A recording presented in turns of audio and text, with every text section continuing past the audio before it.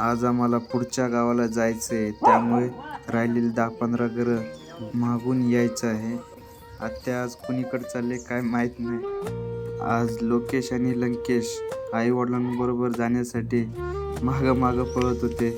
त्यांच्याबरोबर हा कुत्रा पण गेला होता. लोकेशने त्याला पकडून घरी नेले. लंकेश काय ऐकत नव्हता, त्यामुळे त्याला असं बांधून ठेवले होते.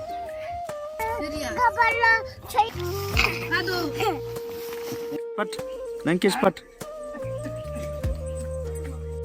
आज आत्या खूप फिरलेले दिसते आणि त्यामुळे ती खूप दमलेली आहे.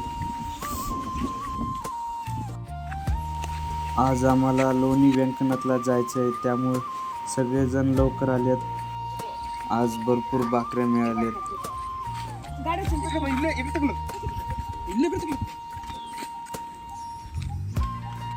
लोकेश आणि लंकेश दोघांनी सीताफळ तोडून आणल्यात. लोकेशला खायला लाडू मिळालेला आहे. त्या दोघांनी आणलेलं सीताफळ हे मुकेश खातोय.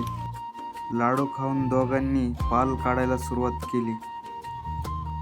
आम्हाला दर 2 ते 3 दिवसांनी एका गावाहून दुसऱ्या गावाला जावे लागते.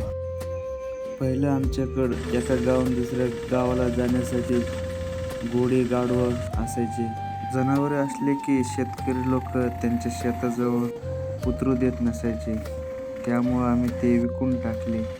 आजही आमच्या समाजातील काही जणांकडं गाढवं घोडे आहेत.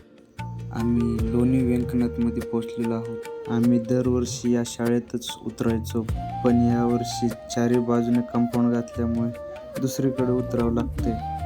आज आम्ही लोणीला लवकरच पोचलो. आत्या सरपण गोळा करते.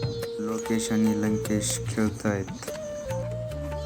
एका गावाहून दुसऱ्या गावाला गेल्यानंतर पुन्हा नव्याने सुरुवात करावी लागते.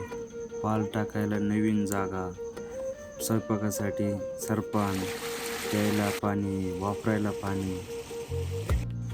यावर्षी तर भर हिवाळ्यात पावसाळा चालू असल्यामुळे प्रत्येक वेळेस अशी चरी खणून घ्यावी लागते.